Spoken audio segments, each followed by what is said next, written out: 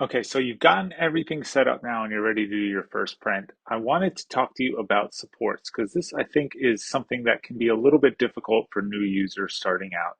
So what we have here is we have an arch of denture teeth, we have a model that we did a wax up on, and we have a night guard. Now, obviously, you could not print these at the same time because these would all be printed out of different materials, but I wanted to just talk to you about how you would support these different indications. Okay, obviously, if we were doing a model, we would come over here and we would change our um, material to either model X or model Z.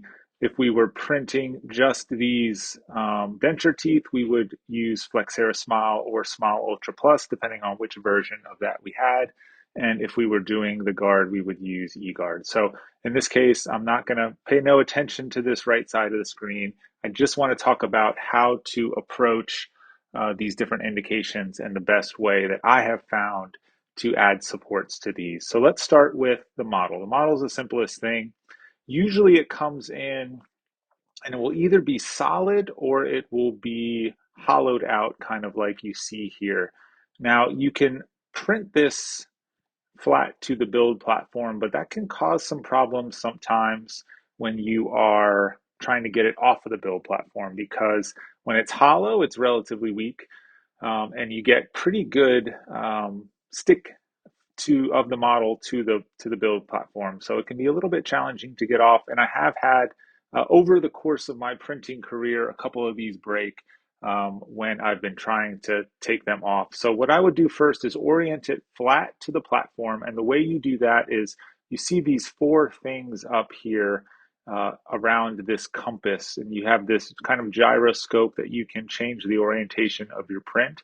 But the first thing that I want to do is I want to come up here to the upper right, and I'm going to take this little arrow and I'm going to orient it so that it's on the bottom of the model. And what that's going to do is it's going to tell us that this is the surface that I want against the build platform. So as I release that, you can see I now have most of that model, and I think we can get it a little bit better. There we go. That orange indicates that that is the part of the model that is touching the platform. So that is perfectly flat at this point.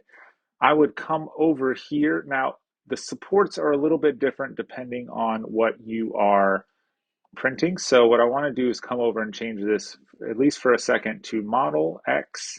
And then I'm going to apply that, and we're going to come, I'm going to have that model selected, and I'm going to come over here to the left side to my support generation, and I'm just going to, you have basically some presets up here, heavy, light, and medium. And for models, I almost never use light. I either use medium or heavy. All right, in this case, I'm going to use heavy. Heavy supports mean that there's going to be basically almost no shot that this does not print correctly. So the more supports you add, generally speaking, the more successful your print will be. At least I have found that over the years. So I'm going to hit generate for selected, and it has created all these points. Now I will always go in as soon as I do that and hit edit support points.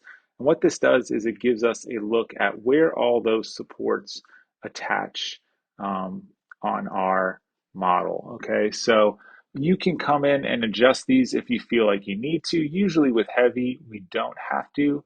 But if you want to add a few more in these areas where you think you may not be adequately supported, you certainly can.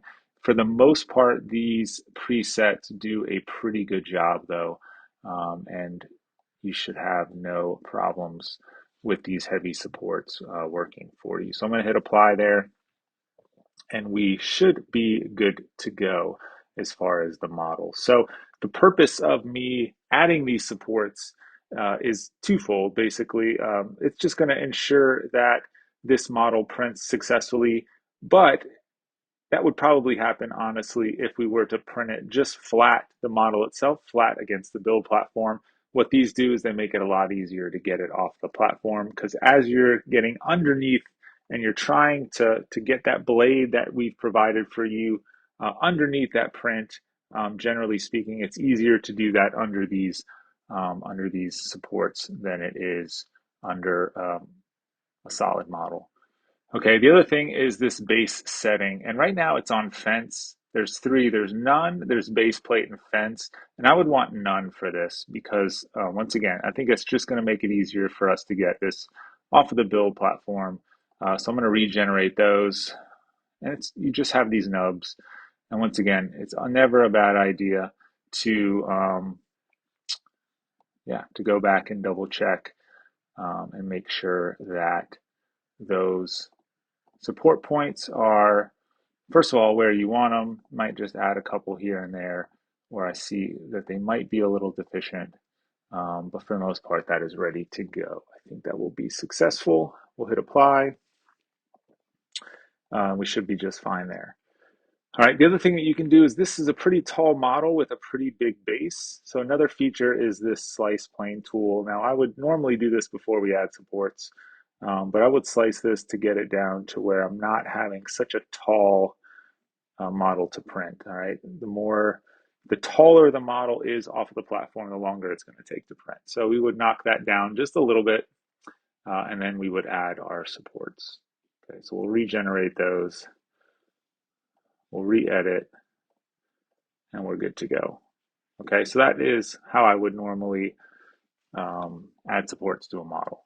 Okay, we're going to switch over now to a different setup. We're going to come over here and we're going to pick Flexera Smile Ultra Plus, and we're going to work on this model. So this is a set of denture teeth basically that is designed to fit into a denture base. So you have to think about where those supports are going to be because you're going to have to remove them. And when you remove them, there's always just a tiny bit of residue. So this was designed to fit into a denture base very intimately. So if you put the supports, all right, on, for instance, this surface, okay, and you remove those supports, and it's relatively easy to remove those supports, but like I said, there's just a little bit of residual support material there. So you might find that they don't fit quite as well as they were designed. So in order to make it a little bit easier, what I'm going to do is I'm going to flip this so that our incisal edge, okay, is flat against the build platform. We'll try to get that as close as we can to flat. And once again, for Flexera, we have presets, Smile, Easy Peel, and Smile Ultra Plus General. And I usually use the General, even though the Easy Peel is a really nice, but I want to make sure that this is going to print successfully. And so I generally like the Ultra Plus General setting for any Flexera that I do. I haven't found too much difficulty in getting those supports off either. So I find that it's a pretty usable preset to work with. I'm going to hit generate selected, and then we're going to see, once again, we'll come to the base. I think fence is the default. I prefer none for these, especially these larger cases. And so I'm just going to place it there. We're going to edit support points, and we're going to look at what we've got here. So basically, that is pretty good. I mean, once again, the presets are pretty good. There's a couple areas that I might tweak. Like you see these two support points are clumped together. I'm going to hold down shift and I'm going to left click with my mouse. I'm sorry, control. I'm going to hold. So we had that point here. If you hold control and left click, you can move the support point wherever you want it to get rid of those two that were adjacent. And I'll do that sometimes, spend a little bit of time doing that. If you just left click without holding anything else, it gets rid of support. So you want to make sure, and it's not hard to add them back, but you just kind of got to know what those hotkeys are when you're working with these supports. Another one over here where it's just a little clumped, I'm going to move that down. But for the most part, that looks really good to me. The other thing is tip thickness over here. So tip thickness is nice to keep as small as possible, but you don't want to get carried away.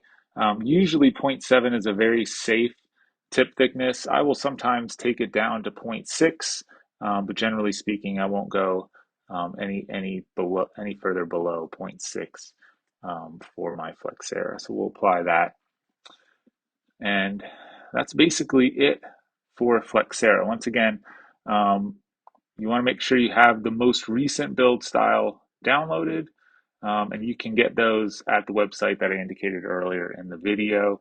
And to upload those, you would just upload them here. Very simple process. Um, by the way, if you're new, a brand new user, they send you build styles on your thumb drive, but those are usually older versions. So you want to go to the website and get the latest versions off the website.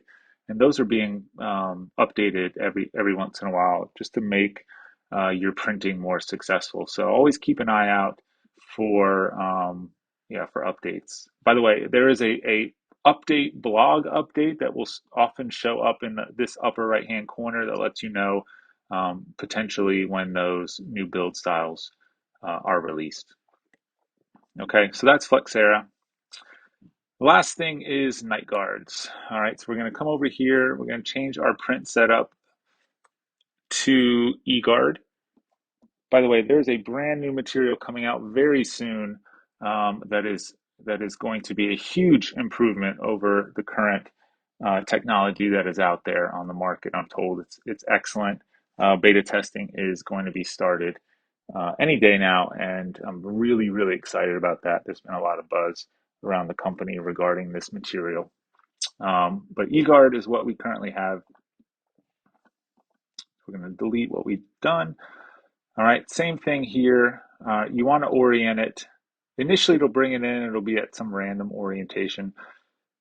For night guards, what I generally do is I've always printed these at an angle. So instead of being flat, once again, instead of being flat to the platform where you have all these support points along the whole surface. I mean, we've spent either if you've designed it or if the lab has designed it, you've spent all this time basically fine tuning the occlusion. You don't necessarily want to lose all that with a bunch of support points. So what I generally do is from a relatively flat position on the platform is I will angle this about 60 degrees, okay? And then I will generate my support points. So just general supports for these, um, and you'll see what it does. It basically creates this set of supports for your print, okay? And most of those are front loaded, and that's a good thing. I'm going to come back to the base. All right, I'm going to get rid of that, and we're going to take a look at where our support points are. Okay, so we're going to hit edit support points, and you can see kind of where those support points are. And not many are actually on that workable surface. Okay, we do have some, probably want to leave those for now. Um, but you can see, by the way, the only areas where you can add supports are these areas in red. So if we zoom in, you can see these little red areas, and I may actually just add a couple more supports back there. But this strategy, printing at an angle, has worked very well for me over the years. And I think if you follow some people on Facebook who do a lot of printing on a lot of different systems, is printing at an angle, whether it's the View platform or Baron Groder's um, Raft, I think he calls it. This is a really nice way to print. I'm just going to add a couple more points. Once again, I'd rather have more supports. These come off very easily with this printer, so I'd rather have a successful print by adding a few more points than to risk not having something. All right, this is really important. All right, everybody wants the AI to do this for them, but it does take some knowledge to really get this fine-tuned and to be successful, and that only comes really with experience. Okay, so that looks pretty good. I am going to keep my tip thickness at zero point 0.6. Actually, maybe let's change it to back to zero point 0.7.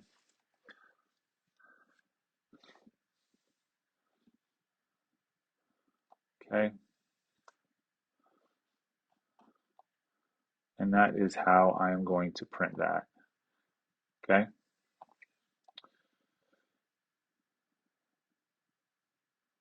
looking pretty good. By the way, if you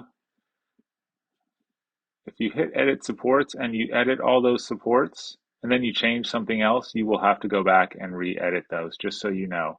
So you don't want, the last thing you want to do is edit your supports, okay? And that'll make sure that you don't have to do the double amount of work. Okay, so hopefully that helps a little bit. Once again, as you get printing, all this will be um, a little bit more commonplace for you, and you'll figure out what works for you. What I do, has been pretty successful for me, but I'm sure if you ask other people, they may do things a little bit differently. That's just the beauty of dentistry and how we all approach everything that we do, not just 3D printing. So. I appreciate you all joining me for this video. If you ever need anything, reach out to me, direct message me. Instagram is the best way. I'm at Smile Professor, and I'll be happy to try to help you to be successful with everything regarding printing. All right, thanks.